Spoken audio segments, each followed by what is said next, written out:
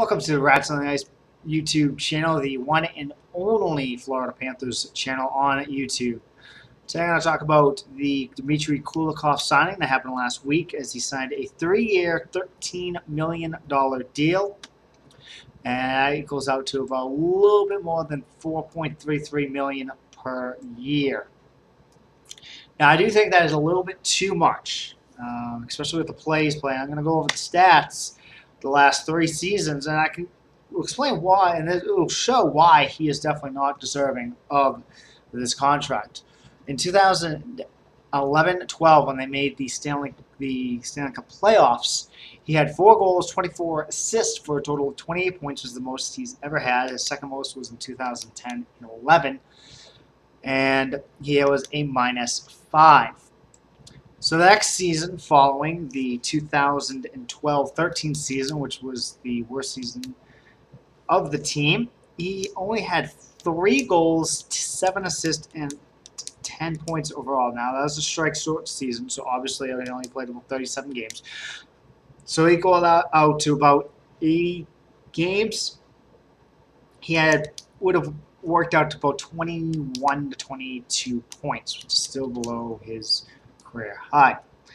Then last year was an absolute abysmal season for him, as he ended up with only in 81 games. He had just 19 points all year. That's all he had was 19 points, as he had 8 goals, 11 assists, and he had a dramatically horrible plus-minus at a -26. And that's what happened last season. He just coughed up the puck too much, which led to other teams' goals. And usually when he coughed it up, they scored pretty much right after he gave them up. So this is why I think the $13 million for 3 years is a little too much. I would have probably given him probably $3 million per year for that span, so about $9 million. Now, do I believe this kid has the talent? Yes, he has the talent. He has shown flashes of it. He's shown a lot of flashes of it last year.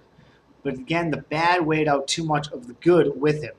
Now, I was extremely a critic of him. I was a major critic of him, and I believe I made a video of it, and I'll show it down in the comments.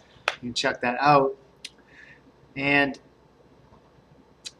But I think this year can be different. The team now is stronger. We have a great guy, Willie Mitchell, signed on, and I would love to see him on a line with Kulikov. I think that could be an absolutely big boost for him.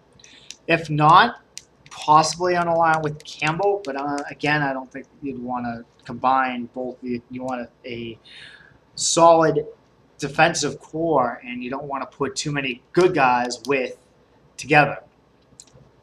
And I think Kulikov will be jumped, my personal opinion, the second line with Mitchell. I would like to see that line going, as Ekbar will probably be on the third line.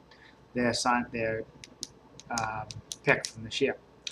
So what do you guys think? Do you think Kulikov was the signing too much, or was it just right, or not enough? And how do you see Kulikov doing this year? Like I said, I think he's gonna have. I think he will have a career year this year. I really do. With the assets that we have obtained, he could definitely have a career year and definitely bump up that plus-minus this year. Do I still think he might be in the minus?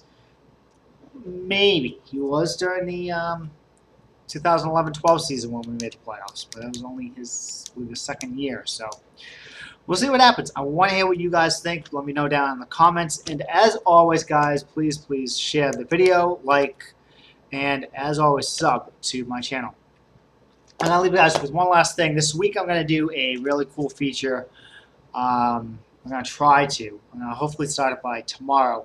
And it's going to be on my ranking of all the NHL teams' logos. And I'm not going to do just the 30 teams. I'm also going to do pretty much every team that's ever had a team in the NHL. So I'm really looking forward to doing that, and I can't wait to do it, and I hope you like it. So I will see you guys on the flip side.